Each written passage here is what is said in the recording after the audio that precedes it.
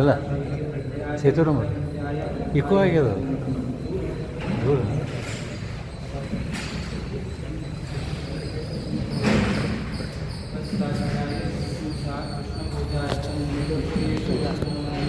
ಚೆನ್ನಾಗಿದೆಯಾ?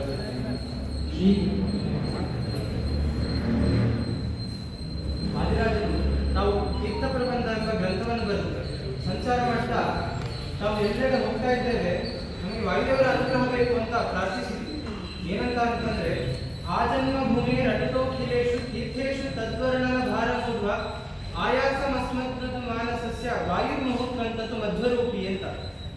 ಏನರ್ಥ ಅಂತಂದ್ರೆ, ಆ ಜನ್ಮ ಭೂಮಿ ನನ್ನ ಹುಟ್ಟಿನ ಭೂಮಿ ಯಾವುದದು? ಪರಶುರಾಮ ಕ್ಷೇತ್ರ.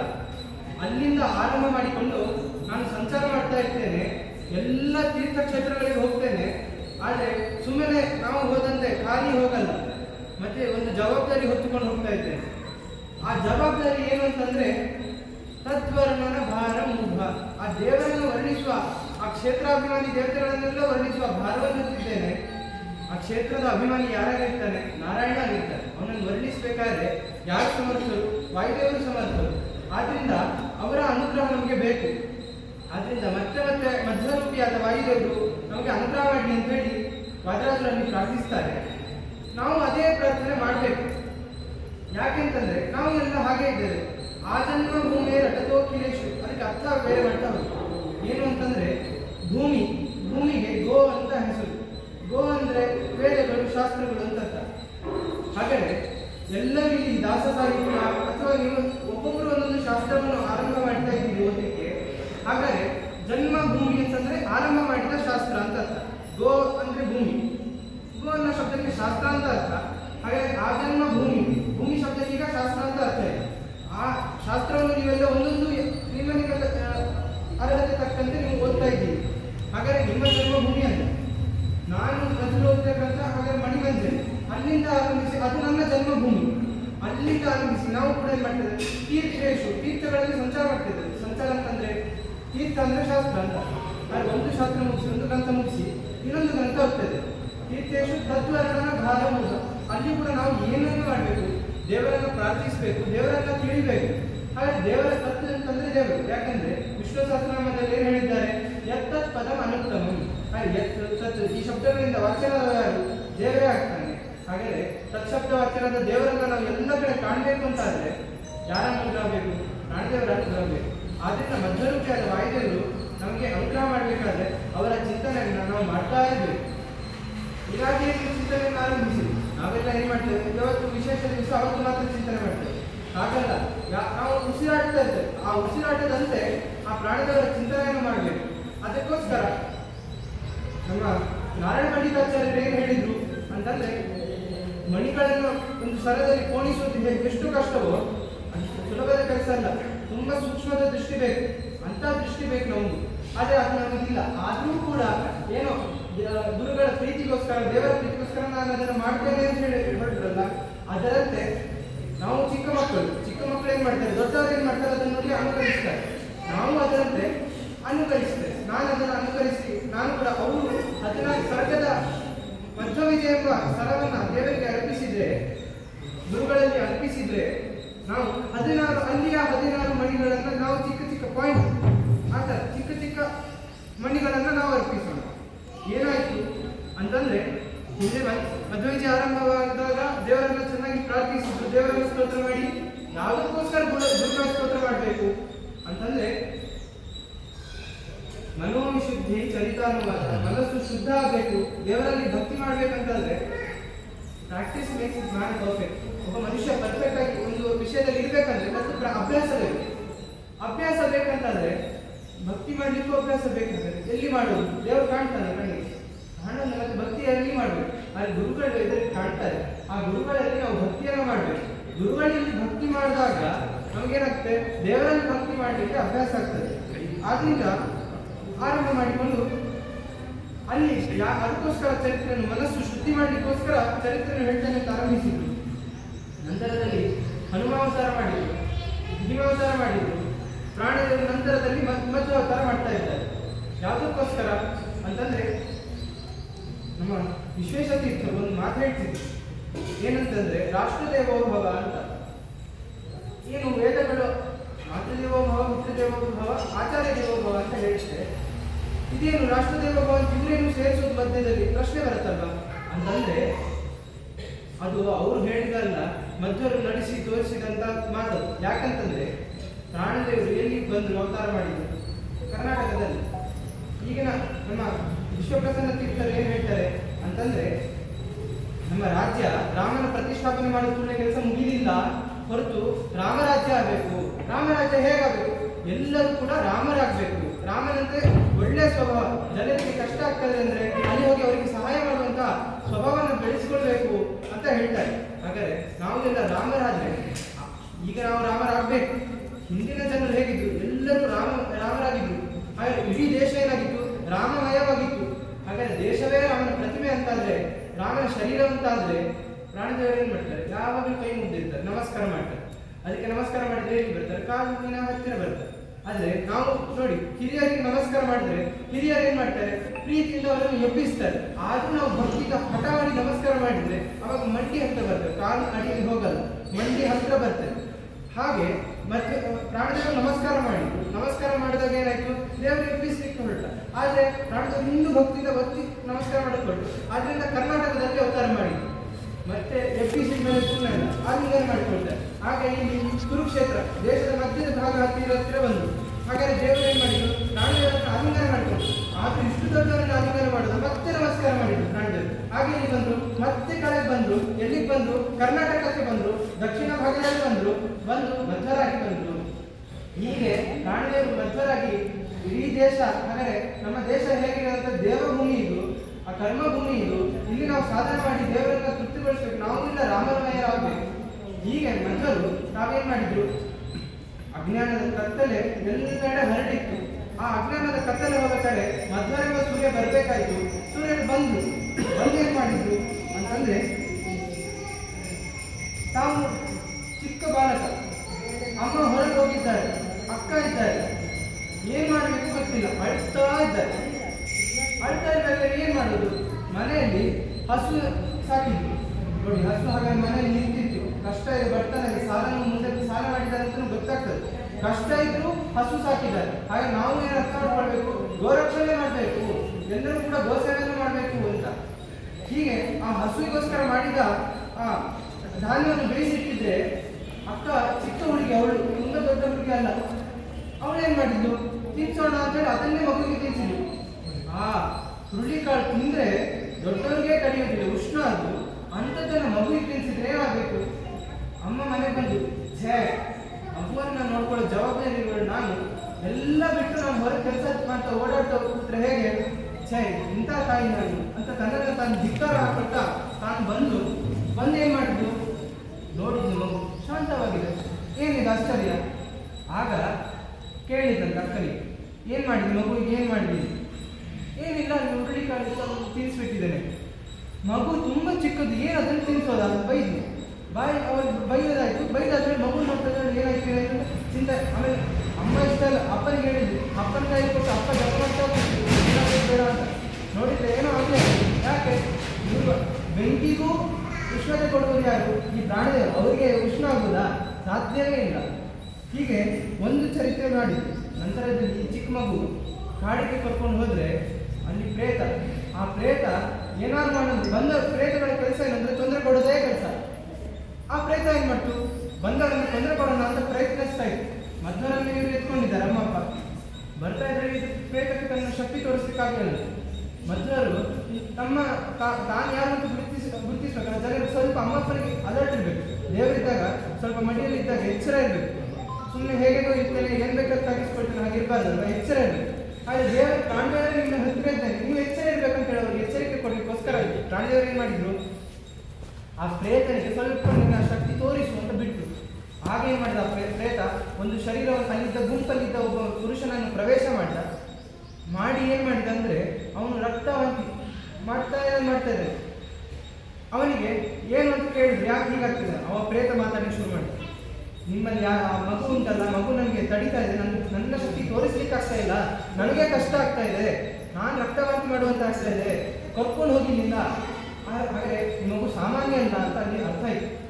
ಮುಂದೆ ಸ್ವಲ್ಪ ದೊಡ್ಡವನಾದ, ನಾಮಕರಣ ಮಾಡಿದ್ರು, ವಾಸುದೇವ ಅಂತ ನಾಮಕರಣ ಮಾಡಿದ್ರು. ನಾಮಕರಣವು ಆ ನಾಮವೂ ಸಾರ್ಥಕ ಅಂತ ಹೇಳ್ತಾರೆ. ವಾಸು ಅಂತಂದ್ರೆ ವಾಸುದೇವ ಅಂದ್ರೆ ಕೃಷ್ಣನ ಹೆಸರು.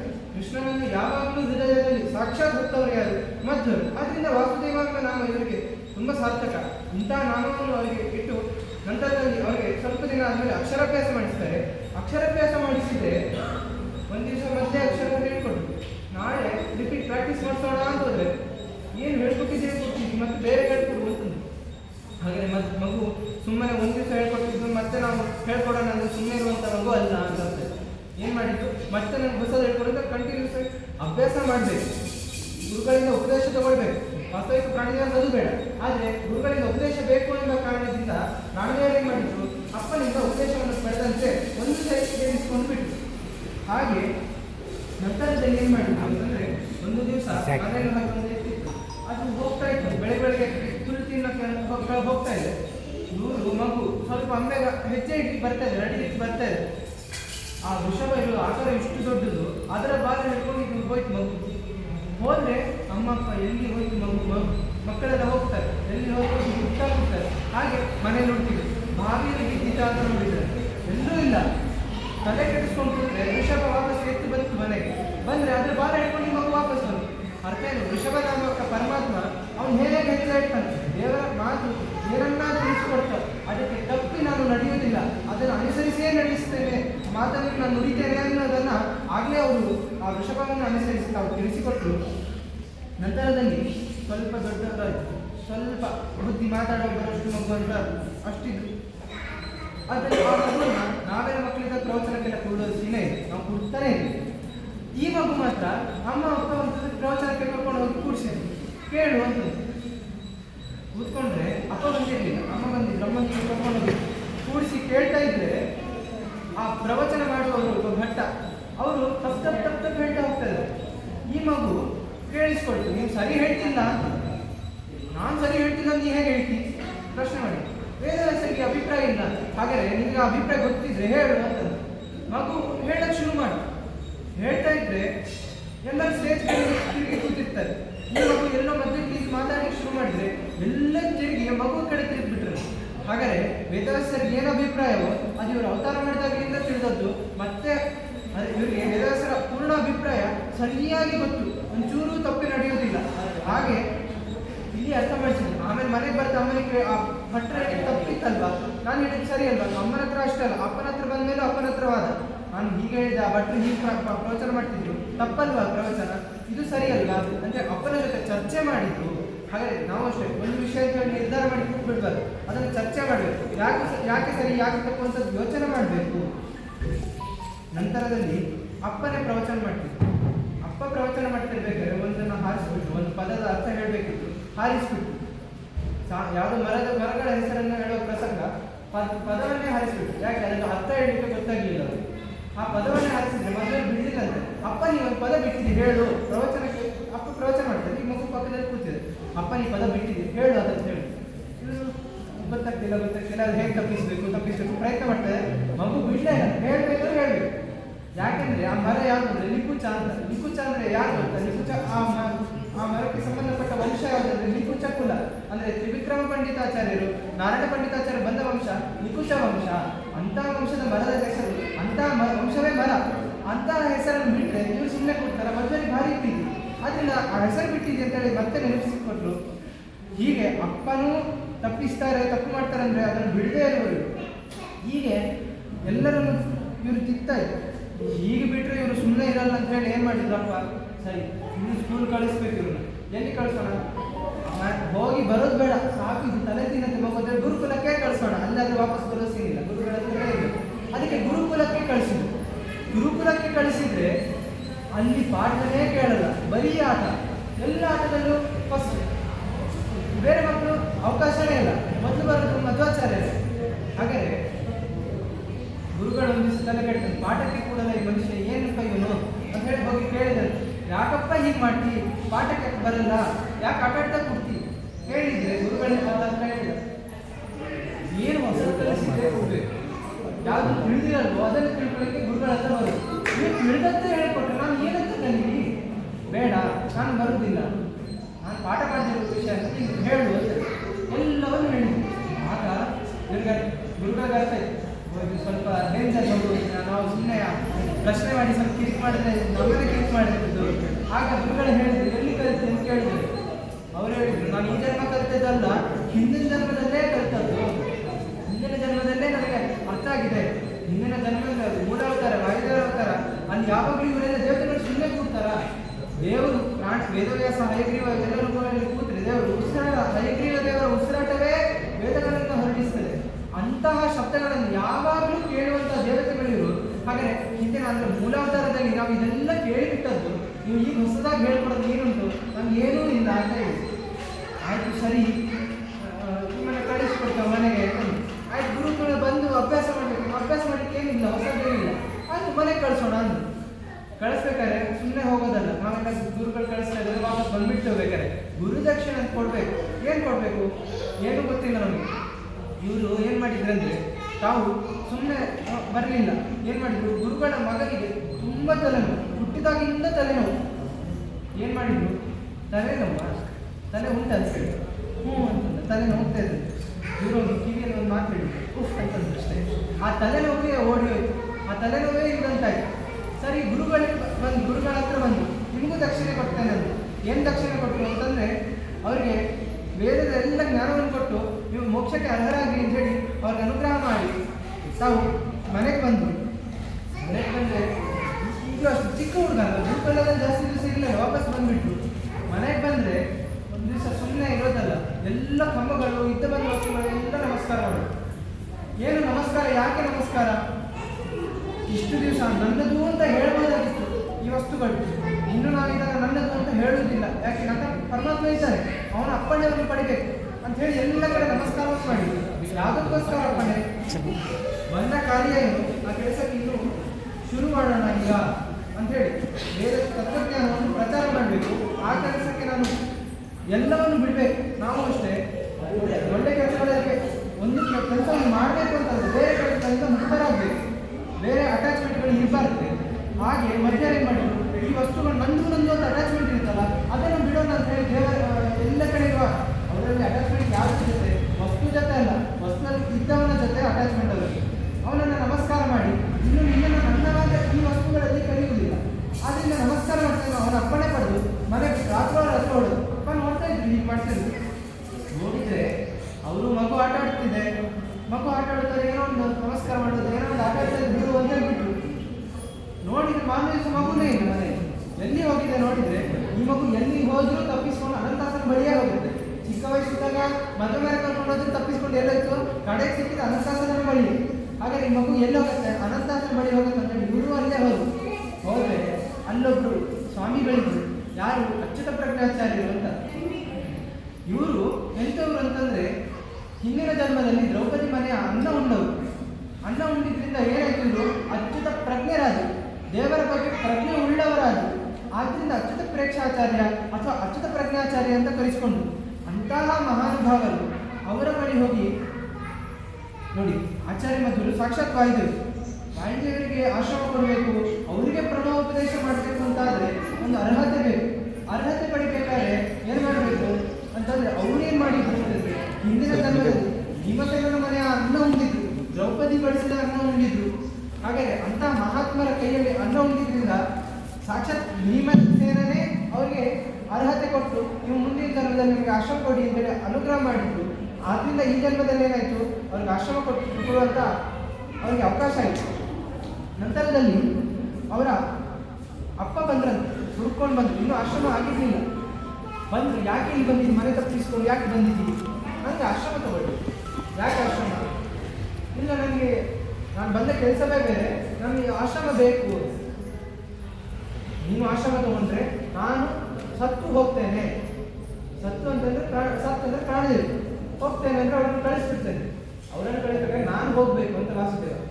ನಾನು ಹೋದರೆ ತಾನೇ ನೀವು ಹೋಗೋದು, ನಾನು ಹೋಗೋದೇ ಇಲ್ಲ, ಹೋಗಿ ತೋರಿಸಿ ನೋಡೋಣ ಅಂತಂದು ಚಾಲೆಂಜ್ ಹಾಕಿ ತಾವೇನು ಮಾಡಿದ್ರು, ಯತಿಗಳು ಧರಿಸುವಂಥ ಕೌಪೀನವನ್ನು ಧರಿಸಿ, ನಾನೀಗ ಸನ್ಯಾಸಿ ಅಂತೆ, ನೀವು ಪ್ರಾಣ ಬಿಟ್ಟು ಹೋಗಿ ನೋಡಿ ಬಿಟ್ಟು ತೋರಿಸಿ. ಧೈರ್ಯ ಬರಲಿಲ್ಲ, ಸುಮ್ಮನಾದ. ಆಮೇಲೆ ನಮಸ್ಕಾರ ಮಾಡ್ತಾರೆ ಮನೆಗೆ ಬಂದು. ನಮಸ್ಕಾರ ಯಾರಿಗೆ ಮಾಡೋದು? ಅಪ್ಪ ಯಾವ ಮಗನಿಗೆ ನಮಸ್ಕಾರ ಮಾಡೋದು? ಸನ್ಯಾಸಿ ಆದರೆ ಮಾತ್ರ. ಆದ್ರಿಂದ ಆಚಾರ್ಯರು ನೀವು ನಮಸ್ಕಾರ ಮಾಡಿ ಸೂಚನೆ ಆಯಿತು ನಡೆಯುತ್ತೆ. ಹಾಗೇನೆ ಅಪ್ಪನೂ ನಮಸ್ಕಾರ ಮಾಡಿ ಎಲ್ಲ ಸೂಚನೆ ಆಯಿತು. ಅಪ್ಪನ ಕಡೆಗೆ ಮಗ ಹೇಳಿ ವೇದದಲ್ಲಿ ಹೇಳಿದ್ರೆ ಯಾವಾಗ ವೈರಾಗ್ಯ ಬರ್ತದೋ, ನೀವು ವೇದ ಪಂಡಿತರು, ನೀವೆಲ್ಲ ಕಡಿಬಾರ್ದು ವಾಸ್ತವಿಕ. ಯಾಕೆ? ಯಾವಾಗ ವೈರಾಗ್ಯ ಬಂತು, ನನಗೆ ಅಟ್ಯಾಚ್ಮೆಂಟ್ ಇಲ್ಲ ಅಂತ ಅರ್ಥ ಆಯ್ತೋ ಆಗ ಸನ್ಯಾಸಕ್ಕೆ ಅಪ್ಪಣೆ ಉಂಟು. ಬರೀ ನಮಸ್ಕಾರಕ್ಕೋಸ್ಕರ ಅಂತ ಸನ್ಯಾಸ ಅಲ್ಲ ಇದು. ಹಾಗಾಗಿ ಯಾವುದಕ್ಕೋಸ್ಕರ ನಮ್ಗೆ ಯಾವುದು ಬೇಡ ಅಂತ ಅರ್ಥ ಆದಾಗ ಅವಾಗ ಸನ್ಯಾಸ ತಗೊಳ್ಳಿ. ನಮಸ್ಕಾರ ಬೇಕು, ವೈಭವ ಬೇಕು ಅಂತ ಸನ್ಯಾಸ ತಗೊಳ್ಳೋದಲ್ಲ. ಹಾಗೆ ಅದು ನಿಮಗೆ ಗೊತ್ತುಂಟು, ಹೇಳ್ಬೇಕಾ ನಾನು? ಹಾಗಾದ್ರೆ ನೀನು ದೊಡ್ಡವ, ನಾನು ಅಪ್ಪಣೆ ಕೊಟ್ಟೆ. ಯಾಕೆ ನಾನು ಅಪ್ಪಣೆ ಕೊಡುವ, ನಾನು ವೇದ ಓದಿದ್ದೇನೆ, ವೇದ ಓದಿದ ಕಾರಣ ನಾನು ಅಪ್ಪಣೆ ಕೊಡಬೇಕೀಗ, ಕೊಡ್ತೇನೆ. ಅಮ್ಮ ಅಪ್ಪಣೆ ಕೊಡುವ ನೋಡೋಣ. ಅಮ್ಮ ಅಪ್ಪಣೆ ಕೊಟ್ಟರೆ ತಗೋ. ಈಗ ಮನೇಲಿ ಆಗ್ತದೆ, ಮಗು ಬಂದು ಅಮ್ಮನ ಹತ್ರ ಏನೋ ಕೇಳು, ಅಮ್ಮ ಅದು ಬೇಡ ಅಂತ ಹೇಳ್ಬೇಕು. ಬೇಡ ಅಂತ ಹೇಳ್ಬಿಟ್ರೆ ಮಗು ಅಮ್ಮನ ಮೇಲೆ ಬೇಸರ. ಅದಕ್ಕೆ ಏನ್ ಮಾಡ್ತಾರೆ, ಅಪ್ಪ ಕೇಳು, ಅಪ್ಪ ಏನಂತಾರೆ ಕೇಳು. ಅಪ್ಪನ ಹತ್ರ ಬೇಸರ, ಅಮ್ಮನ ಕೇಳು, ಅಮ್ಮ ಏನಂತಾರೆ. ಹಾಗೆ ಹೀಗೆ ಆಚಾರ್ಯರ ಅಪ್ಪ ತಾವು ಹಾಗೆ ಅಮ್ಮನ ಹತ್ರ ಕೇಳಿ ಕಳಿಸ್ಬೇಕು. ಅಮ್ಮನ ಹತ್ರ ಹೋದ್ರೆ ಅಮ್ಮನಿಗೆ ಕೇಳಿದ್ರು, ನಾನು ಆಶ್ರಮದ ಹೋಗ್ತೇನೆ, ನನಗೆ ಅಪ್ಪಣೆ ಕೊಡು. ಅಮ್ಮ ನೀವು ನಿಜವೇ ಒಬ್ಬ ಮಗ, ನಾನು ಹೇಗಿದ್ದೀವಿ, ನೀವು ಇನ್ನೊಂದು ಮಗು ಆಗುತ್ತೆ ಆಗ ನಾನು ಬಿಡು ಅಂತ. ಜ್ಞಾನಿಗಳ ಮಾತು ಹೇಗಂತಂದ್ರೆ ವಾಚನ ಅರ್ಥವನ್ನು ಜ್ಞಾನಿಗಳು ಮಾತಾಡಿದ್ರೆ ನಾವೆಲ್ಲ ಹೇಗೆ ಅಂತಂದ್ರೆ, ನಾವು ಮಾತಾಡಿದ್ರೆ ಆ ಕೆಲಸ ಆಗಿ ಹೋಗುತ್ತೆ, ಆಮೇಲೆ ಮಾತಾಡ್ತೇವೆ. ಆದರೆ ಪ್ರಾಣಿಗಳು ಹೇಗಂತಂದ್ರೆ ಪ್ರಾಣಿಗಳು ಮಾತಾಡಿದ್ರೆ ಕೆಲಸಗಳಾಗ್ತದೆ, ಪ್ರಾಣಿಗಳು ಮಾತಾಡಿದ್ರೆ ಮಾತಾಡಿದ್ರೆ ಕೆಲಸಗಳಾಗ್ತದೆ. ಅದೇ ಅಂತೆ ವಯಸ್ಸಾದವರು ಏನಾಯ್ತು ಅಂತಂದ್ರೆ, ವಯಸ್ಸಾದ ತಂದೆ ತಾಯಿಗಳು ಇವರಿಗೆ ಮದುವೆ ಆಗಿ ಸುಮಾರು ವರ್ಷ, ಆಮೇಲೆ 12 ವರ್ಷ ತಪಸ್ಸು ಆದ್ಮೇಲೆ ಅದನ್ನ ಒಂದು ಹೆಣ್ಣು, ಆದ್ಮೇಲೆ ವಾಸುದೇವಾಚಾರ್ಯ, ಆಮೇಲೆ ಈಗ ವಾಸುದೇವಾಚಾರ್ಯಕ್ಕೆ 9 ವಯಸ್ಸು, ಆಮೇಲೆ ಮಗು ಅಂತಂದ್ರೆ ಎಷ್ಟು ವಯಸ್ಸಾಗಿದೆ ತಂದೆ ತಾಯಿಗೆ. ಮಕ್ಕಳಾಗುವ ಸಾಧ್ಯತೆ ಆದ್ರೂ ಇದೆಯಾ? ಮಧ್ವರು ಹೇಳಿದ್ದಾರೆ, ದೇವರು ನಡೆಸಿಕೊಡ್ತಾರೆ. ಆದ್ರಿಂದ ದೇವರು ಏನ್ ಮಾಡಿದ, ಅವರಿಗೆ ಇನ್ನೊಂದು ತಮ್ಮವನ್ನು ಕೊಟ್ಟ. ಆಗ ಅಮ್ಮಪ್ಪ ನೀವು ಇನ್ನೊಂದು ಮಗು ಉಂಟಲ್ಲ, ಈಗ ಸುಮ್ಮನೆ ಅಪ್ಪಣೆ ಕೊಡಿ, ಆಮೇಲೆ ಕೊಟ್ಟು. ಆಗ ಇವರು ಅಚ್ಯುತ ಪ್ರಜ್ಞಾಚಾರ್ಯರ ಹತ್ರ ಬಂದು ತಾವೇನಾದ್ರೆ ಆಶ್ರಮವನ್ನು ಸ್ವೀಕಾರ ಮಾಡಿ ಪೂರ್ಣ ಪ್ರಜ್ಞರಂತಾಗಿ ತಾವು ಆಶ್ರಮವನ್ನು ಸ್ವೀಕಾರ ಮಾಡಿದ್ರು. ಆಶ್ರಮ ಆಗಿ ಸುಮಾರು ದಿವಸ ಏನು ಆಗಿರಲಿಲ್ಲ. ಆಗಲೇ ಇವರ ಪಾಂಡಿತ್ಯ ಸುಮಾರು ಜನಕ್ಕೆ ಪ್ರಸಿದ್ಧವಾಗಿಬಿಟ್ಟಿತ್ತು. ಇವರು ತುಂಬಾ ದೊಡ್ಡ ಜ್ಞಾನಿ, ತುಂಬಾ ಚಿಕ್ಕ ಹುಡುಗ ಅಂತ ಕಾಣ್ತಾರೆ, ಆದರೆ ಮಾತಾಡ್ಲಿಕ್ಕೆ ಹೋದ್ರೆ ನಾವು ಸೋತೋಗ್ತೇವೆ, ಇವ್ರ ಹತ್ರ ಮಾತಾಡ್ಲಿಕ್ಕೆ ಸಾಧ್ಯ ಇಲ್ಲ ಅಂತ ಅರ್ಥ ಆಯ್ತು. ಆದ್ರೂ ನಾನು ಕಲಿತದ್ದೇ ಸರಿ, ತಪ್ಪು ತಿಳಿದದ್ದು ನಾವು ಸರಿ ಅಂತ ತಿಳ್ಕೊಳ್ತೇವೆ. ಹಾಗೆಲ್ಲ ತಿಳಿದ ಪಂಡಿತರಿದ್ರು. ಅವರೆಲ್ಲ ನೋಡಿ ಸೋಲಿಸೋಣ, ಈ ಚಿಕ್ಕ ಹುಡುಗನ ಸೋಲಿಸೋದೇನು ಸುಲಭದ ಕೆಲಸ ಅಂತ ಬಂದ್ರು. ವಾದಕ್ಕೆ ಬಂದ್ರೆ ವಾದ ಮಾಡೋಣ ಅಂತ ಕೂತ್ರೆ ಇವರು ಆಶ್ರಮದಲ್ಲಿ ಸುಮಾರು ದಿವಸನೂ ಆಗಿಲ್ಲ, ಇನ್ನೂ ಗುರುಗಳು ಅಚ್ಯುತ ಪ್ರಜ್ಞೆಯನ್ನು ಏನು ಪಾಠ ಶುರು ಮಾಡಿಲ್ಲ. ವಾದಕ್ಕೆ ಬಂದು ಕೂತ್ರೆ ಇವರು ಎಲ್ಲ ವಾದಗಳು ಖಂಡಿಸಿ ಕಳಿಸ್ತಾ ಇದ್ದಾರೆ, ತಪ್ಪು ಅಂತ ಹೇಳ್ತಾ ಕಳಿಸ್ತಾ ಇದ್ದಾರೆ. ಅವರು ಖಂಡಿತರಾಗಿ ಅವಮಾನವಾಗಿ ಹೋಗ್ತಾನೆ ಇದ್ದಾರೆ. ಹೀಗಾದಾಗ ಶಿಷ್ಯ ತುಂಬಾ ಜ್ಞಾನಿಯಾಗಿದ್ದಾನೆ, ಇವರಿಗೆ ನಾವು ಪಾಠ ಮಾಡಿದ್ರೆ ಹೇಗಿರುತ್ತೆ ಅಂತ ಅನ್ಕೊಂಡು ಅಚ್ಯುತ ಪ್ರಜ್ಞೆಯನ್ನು ಏನ್ ಮಾಡಿದ್ರು. ಆಗ ಅದ್ವೈತವಾದ ತುಂಬಾ ಪ್ರಸಿದ್ಧ, ನಾನು ದೇವರು ಅನ್ನೋ ಒಂದು ಅಂತ ಅನ್ನೋ ವಾದವೇ ಪ್ರಸಿದ್ಧ. ಆದ್ರಿಂದ ಅಚ್ಯುತ ಪ್ರಜ್ಞೆಯನ್ನು ಏನ್ ಮಾಡಿದ್ರು, ಕೂಡಿಸಿಕೊಂಡು ಅದ್ವೈತ ಗ್ರಂಥವಾದಂಥ ಇಷ್ಟ ಗ್ರಂಥವನ್ನು ಅಂತ ಪಾಠ ಮಾಡಲಿಕ್ಕೆ ಶುರು ಮಾಡಿದ್ರೆ, ಪಾಠ ಮಾಡಿ ಯಾರನ್ನು ತಿಳಿಬೇಕು, ವಾಸ್ತವಿಕ ದೇವರನ್ನು ತಿಳಿಬೇಕು. ದೇವರು ಹೇಗಿದ್ದಾನೆ, 32 ಲಕ್ಷಣಗಳಿಂದ ಕೂಡಿದ್ದಾನೆ. ಹಾಗಾದರೆ ಈ ಗ್ರಂಥ ಹೇಗಿರಬೇಕು, 32 ಲಕ್ಷಣಗಳನ್ನು ಹೇಳಬೇಕು ವಾಸ್ತವಿಕ. ಆದರೆ ಈ ಗ್ರಂಥ ಏನ್ ಮಾಡಿದೆ ಅಂದರೆ, ಆರಂಭದ ಶ್ಲೋಕದಲ್ಲೇ 32 ದೋಷಗಳನ್ನು ಹೊಂದಿದೆ. ಮಧ್ವರ ಅಷ್ಟು ದೋಷ ಯಾಕೆ ತಪ್ಪು ಅಂತ ಎಲ್ಲ ತೋರಿಸ್ಬಿಟ್ಟು 32 ದೋಷಗಳನ್ನು ತೋರಿಸ್ಬಿಟ್ರೆ ಆಗ ಗುರುಗಳು ನಿಮಗೆ ಪಾಠ ಮಾಡೋದೇ ತಪ್ಪು, ನಾನು ಬಿಟ್ಬಿಡ್ತೇನೆ ಅಂತ ಅವ್ರಿಗೆ ಬೇಸರ ಆಯಿತು. ಯಾಕೆ ಅದ್ವೈತ ಅವರ ತಲೆ ಗಟ್ಟಿ ಕೂತ್ಬಿಟ್ಟಿತ್ತು, ಅವ್ರಿಗೆ ಒಮ್ಮೆಲ್ಲ ಒಪ್ಕೊಳ್ಳಿಕ್ಕೆ ಆಗಲಿಲ್ಲ. ನಾವು ಅಷ್ಟು ತಪ್ಪಾದ ತಿಳ್ಕೊಂಡಾಗ ಯಾರೋ ಅದು ಸರಿ ಅಲ್ಲ ಅಂತ ಏನೋ ಹೇಳಕ್ ಬಂದ್ರೆ ನಾವು ಕೇಳೋದಿಲ್ಲ. ಹಾಗೆ ಅಚ್ಯುತ ಪ್ರಜ್ಞರಿಗೂ ಹಾಗೆ ಪ್ರಸಂಗ. ಆದರೆ ಅಚ್ಯುತ ಪ್ರಜ್ಞರಿಗೆ ಯಾಕೆ ಸರಿಯಲ್ಲ ಅಂತ ಒಂದು ಚೂರು ಡೌಟ್ ಇತ್ತು. ಯಾಕಂದ್ರೆ ಅವ್ರ ಗುರುಗಳು ಪ್ರಾಜ್ಞತೀರ್ಥರು ಏನು ಹೇಳಿದ್ರಂದ್ರೆ, ಅವರು ಕಡೆ ಪ್ರಾಣವನ್ನು ಬಿಡುವ ಪ್ರಸಂಗದಲ್ಲೇ ಹೇಳಿದ್ರು, ನಾನು ದೇವರು ಒಂದೇ ಅಂತ ಅಭ್ಯಾಸ ಮಾಡಿದೆ, ಅಹಂ ಬ್ರಹ್ಮಾಸ್ಮಿ ಅಂತ ಅಭ್ಯಾಸ ಮಾಡಿದೆ, ಏನೂ ಉಪಯೋಗ ಬರಲಿಲ್ಲ, ನಾನು ದೇವರು ಒಂದಾಗಿದ್ದು ಕಾಣಲೇ ಇಲ್ಲ, ಅನುಭವಕ್ಕೆ ಬರದೇ ಇರುವಂಥ ವಿಷಯ ಅದು, ನೀನು ನಮಗೆ ಕೆಡಬೇಡ. ಹಾಗಾದ್ರೆ ಏನು ಮಾಡಬೇಕು, ಮುಕುಂದನನ್ನು ಭಜಿಸು. ಆ ಶಬ್ದವಾಗಿ ಮುಕುಂದ ಯಾರು ನಿಜವಾದ ಮುಕ್ತಿ ಅನ್ನೋದನ್ನು ಕೊಡ್ತಾರೆ. ಅದ್ವೈತಿಗಳ ಮುಕ್ತಿ ಅಂದ್ರೆ ಏನಂತಾರೆ, ಐಕ್ಯ ಅಂತ ಹೇಳ್ತಾರೆ, ಅದಲ್ಲ. ಹಾಗೆ ನಿಜವಾದ ಮುಕ್ತಿ ಬೇರೆ. ಆ ಮುಕ್ತಿಯನ್ನು ಕೊಡುವವನ್ನ ಆಶ್ರಯಿಸಬೇಕು. ಹಾಗೆ ಮುಕುಂದನನ್ನು ಸೇವಿಸು, ಅವ ನಿಮಗೆ ಆಶ್ರಯವನ್ನು ಕೊಡ್ತಾನೆ, ಅವನು ನಿಮಗೆ ರಕ್ಷಣೆ ಕೊಡ್ತಾನೆ. ಇವರು ಹಾಗೆ ಅಚ್ಯುತ ಪ್ರಜ್ಞೆ ಹಾಗೇ ಸೇವೆ ಮಾಡಿದ್ರು ಅನಂತಾಸನದ್ದು. ಆ ಸೇವೆ ಮಾಡಿದ್ರೆ ಅಲ್ಲಿ ಅಚ್ಯುತ ಪ್ರಜ್ಞರಿಗೆ ಸೂಚನೆ ಆಯಿತು, ನಿಮಗೆ ಶಿಷ್ಯ ಸಿಗ್ತಾನೆ, ಶಿಷ್ಯನಿಂದ ಪ್ರಜ್ಞೆ ಬರುತ್ತೆ. ಪೂರ್ಣ ಪ್ರಜ್ಞರು ಬಂದು ಅವರು ತಪ್ಪನ್ನು ತೋರಿಸ್ಕೊಟ್ರು. ತಪ್ಪು ತೋರಿಸ್ಕೊಟ್ರೆ ನಂತರದಲ್ಲಿ ಏನಾಯಿತು, ಹೀಗೆ ಆ ತಪ್ಪುಗಳನ್ನು ತೋರಿಸಿದ್ರು. ಇವರು ಸುಮ್ಮನೆ ಆದರು. ಶಿಷ್ಯ ತಿಳಿಸ್ಕೊಡ್ತಾನೆ, ಗುರುಗಳು ಹೇಳಿದ್ದಾರೆ, ಗುರುಗಳ ಮಾತು ಮೇಲೆ ನಂಬಿಕೆ ಇದೆ, ಕಾಯ್ತಾ ಕೂತು. ನಂತರದಲ್ಲಿ ಏನಾಯ್ತಂದರೆ ಮಧ್ವರು ಇನ್ನೂ ಚಿಕ್ಕ ಸನ್ಯಾಸಿ, ನಾನು ಸಂಚಾರ ಮಾಡ್ತೇನೆ, ಉತ್ತರ ಭಾರತಕ್ಕೆ ಹೋಗ್ತೇನೆ, ಈಗಲೇ ಈಗ ಏನೂ ಇಲ್ಲ, ಅನುಕೂಲ ಇದೆ, ಎಲ್ಲ ಬದ್ರಿ ಯಾತ್ರೆ ಮಾಡ್ಬರೋಣ ಅಂದರೆ ಎಲ್ಲ ಅನುಕೂಲ ಇದೆ, ಏನೂ ಆಗಲ್ಲ, ಆದರೂ ಬಂದರೆ ಬದ್ರಿ ಸಮಾರಾಧನೆ ಅಂತ ಮಾಡ್ತೀರಾ. ಹಾಗಿದ್ದಾಗ ಮಧ್ವರು ಆಗಿನ ಕಾಲದಲ್ಲಿ ಬದ್ರಿ ಹೋಗೋದ್ರಿಂದ ಎಷ್ಟು ಕಷ್ಟ, ಉತ್ತರ ಭಾರತ ಯಾತ್ರೆ ಅಂದರೆ ಎಷ್ಟು ಕಷ್ಟ. ಚಿಕ್ಕ ಸನ್ಯಾಸಿ ಹೇಗೆ ಕಳಿಸ್ತಾರೆ, ಗುರುಗಳು ಬೇಡ ಅಂದರು, ಯಾಕೆ ಹೋಗ್ಬೇಕು ಅಂತ ಹೇಳಿ, ಹಾಗೆ ಗಂಗೆಯಲ್ಲಿ ಸ್ನಾನ ಮಾಡಬೇಕು ಅಂತ ದೇವರು ತಕ್ಷಣ ಗುರುಗಳು ಬೇಡ ಅಂದರೆ ಆಯ್ತು ಅಂತ ಗುರುಗಳು ಹೇಳಿದ್ರು, ಸುಮ್ಮನೆ. ಆದರೆ ಮಧ್ಯ ಗಂಗೆಯ ಸ್ನಾನ ಸಂಕಲ್ಪ ಆಗಿದೆ ಅಲ್ವಾ, ಆಗತ್ತೆ ಅಂತ ದೇವರು ಏನು ಮಾಡಿದ್ರು, ಒಬ್ಬ ಪುರುಷನಲ್ಲಿ ಬಂದು ಹೇಳಿದ್ರು, ಇಲ್ಲಿ ಅನಂತಸನ ದೇವಸ್ಥಾನದಲ್ಲಿ ಒಂದು ಸರೋವರ ಇದೆಯಲ್ಲ, ಇಲ್ಲಿಗೆ ಗಂಗೆ ಬರ್ತಾಳೆ. ಹಾಗೆ ಬಂದು ಗಂಗೆ ಒಂದು ಸರಿ ಅಲ್ಲ, ಪ್ರತಿ 12 ವರ್ಷಕ್ಕೂ ಬಂದು 12 ವರ್ಷಕ್ಕೂ ಬಂದು ಮಧ್ವರ ಕೀರ್ತಿಯನ್ನು ಹೆಚ್ಚಿಸ್ತಾ ಈಗಲೂ ಬರ್ತಾಳೆ. ಆದರೆ ಬರುವುದು ನಾವು ಅದನ್ನು ಲೆಕ್ಕದಲ್ಲಿ ಇಟ್ಕೊಂಡಿಲ್ಲ ಅಂತ ಗಂಗೆ ಮಧ್ವರನ್ನು, ಅಂದರೆ ಗಂಗೆ ವಾಸ್ತವಿಕ ಏನಾಗಬೇಕು, ಮಧ್ವರ ತಂಗಿಯಾಗ ಅಣ್ಣನನ್ನು ಭೇಟಿ ಮಾಡಲಿಕ್ಕೋಸ್ಕರ ಈಗಲೂ ಕೂಡ ಮಧ್ವ ಸರೋವರಕ್ಕೆ ಬರ್ತಾಳೆ.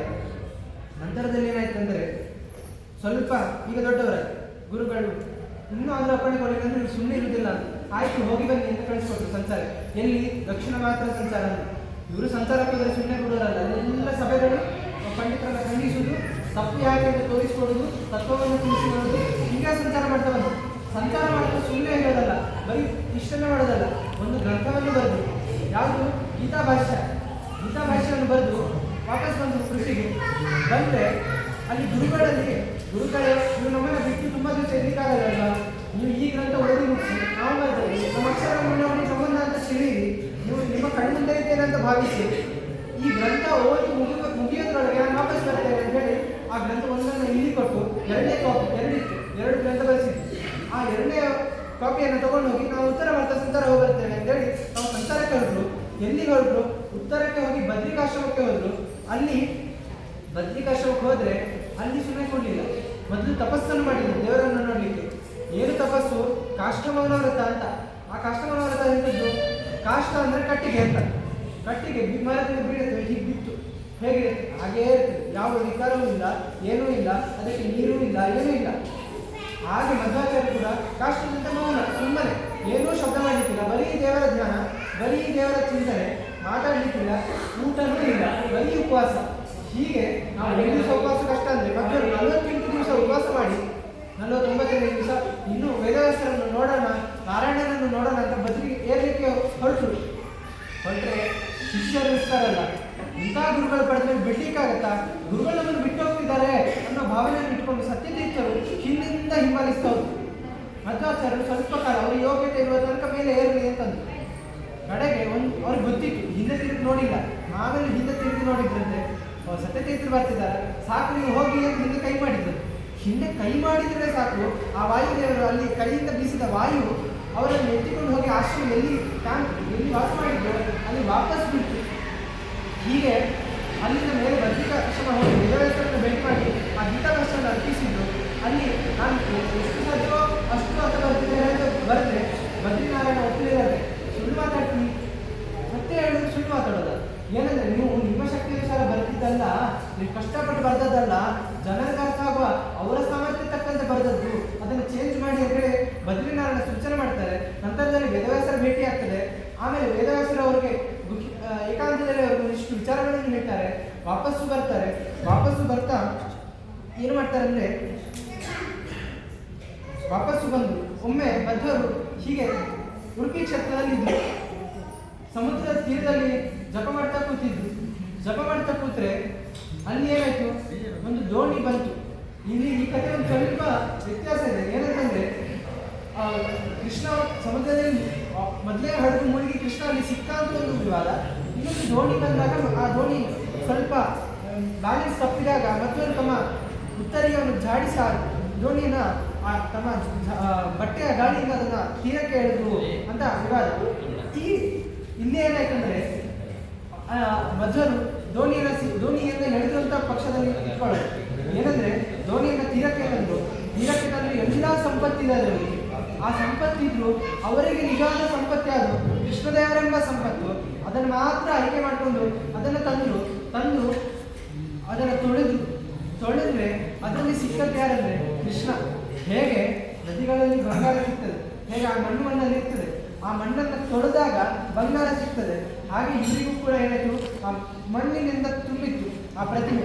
ಅದನ್ನು ತೊಳೆದ್ರೆ ಸಿಕ್ಕದ್ದು ಯಾರು, ಬಂಗಾರ ಸಿಕ್ಕಿತ್ತು. ಯಾವ ಬಂಗಾರ ಅಂದರೆ ಕೃಷ್ಣನೆಂಬ ಬಂಗಾರ. ಅವನನ್ನು ಪ್ರತಿಷ್ಠಾಪನೆ ಮಾಡಿದ್ರು. ಪ್ರತಿಷ್ಠಾಪನೆ ಮಾಡಿ ಇಲ್ಲಿ 8 ಜನ ಯತಿಗಳಿಗೆ ಆಶ್ರಮ ಕೊಟ್ಟರು. ನಂತರದಲ್ಲಿ ಏನಾಯ್ತು ಅಂದರೆ ತ್ರಿವಿಕ್ರಮ ಪಂಡಿತರು ಅಂತ, ಇವರು ಯಾರು ಅಂದರೆ ಶಂಕರ ಪಂಡಿತರ ತಮ್ಮ. ಶಂಕರ ಪಂಡಿತರು ಯಾರಂದ್ರೆ ಮಧ್ವಾಚಾರ್ಯರ ಲೈಬ್ರೇರಿಯನ್. ಮಧ್ವಾಚಾರ್ಯರು ಪುಸ್ತಕಗಳನ್ನು ರಕ್ಷಣೆ ಮಾಡೋರು ಯಾರು, ಶಂಕರ ಪಂಡಿತರು ಅಂತ. ಇವರು ಪುಸ್ತಕಗಳನ್ನು ರಕ್ಷಣೆ ಮಾಡ್ತಾ ಇದ್ರೆ ಅವರ ತಮ್ಮ ತ್ರಿವಿಕ್ರಮ ಪಂಡಿತಾಚಾರ್ಯ ಏನು ಮಾಡಿದ್ದಂದ್ರೆ ಆ ಪುಸ್ತಕಗಳನ್ನು ರಾತ್ರಿ ಹೊತ್ತು, ಯಾಕಂದ್ರೆ ಇವರು ಅದ್ವೈತವಾದಿಗಳು, ದೇವರನ್ನು ಒಂದೇ ಅನ್ನೋ ವಾದದನ್ನ ಪ್ರತಿಪಾದನೆ ಮಾಡೋದು. ಈ ದೇವರನ್ನು ಬೇರೆ ಹೇಳುವ ಪುಸ್ತಕ ಓದಿದ್ರೆ ಜನ ಬೈತಾರೆ, ಕಿರಿಕಿರಿ ಮಾಡ್ತಾರೆ, ಜನರು ಕಿರಿಕಿರಿ ಮಾಡ್ತಾರೆ ಅಂತ ಹೇಳಿ ರಾತ್ರಿಯಲ್ಲಿ ಓದ್ತಿದ್ರು.